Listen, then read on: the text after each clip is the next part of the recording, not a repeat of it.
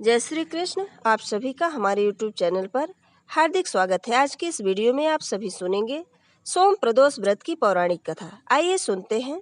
सोम प्रदोष व्रत का सभी प्रदोष व्रत में अधिक महत्व बताया जाता है। धार्मिक मान्यताओं के अनुसार प्रत्येक माह की त्रयोदशी तिथि में सायंकाल को प्रदोष काल में प्रदोष व्रत का पूजन किया जाता है। मान्यता है कि प्रदोष के समय महादेव कैलाश पर्वत में रजत भवन में इस समय नृत्य करते रहते हैं और देवता उनके गुणों का स्तवन करते हैं। ऐसे में जो भी जातक यह व्रत करते हैं, भोलेनाथ की कृपा से उनकी सभी मनोवांछित कामनाएं पूर्ति हो जाती हैं। मान्यता है कि सोमवार के दिन प्रदोष व्रत को करके जो भक्त प्रदोष काल के समय भगवान शिव की पूजा करते हैं, उनके सभी पाप शिव जी नष्ट कर देते हैं और शिव भक्त उत्तम स्थान और सुख को प्राप्त करता है, जैसा कि सोम प्रदोष व्रत की कथा में बताया गया है।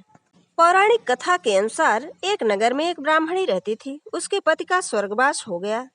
उसका अब कोई आश्रयदाता नहीं था, इसलिए प्रातः होते ही वह अपने पुत्र के साथ भीख मांगने निकल जाती थी।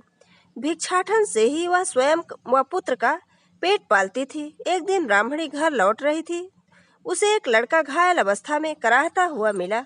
ब्राह्मणी दयावश उसे अपने घर ले आई। वह लड़का विदर्भ का राजकुमार था। राजकुमार सैनिकों ने उसके राज्य पर आक्रमण कर उसके पिता को बंदी बना लिया था और राज्य पर नियंत्रण कर लिया था, इसलिए इधर उधर भटक रहा था। राजकुमार ब्राह्मण पुत्र के साथ ब्राह्मणी के घर रहने लगा।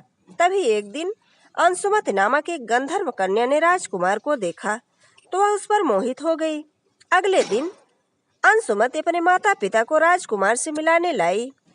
उन्हें भी राजकुमार भाग गया। कुछ दिनों बाद अंशुमति के माता पिता को शंकर भगवान ने स्वप्न में आदेश दिया कि राजकुमार और अंशुमति का विवाह कर दिया जाए। उन्होंने वैसा ही किया।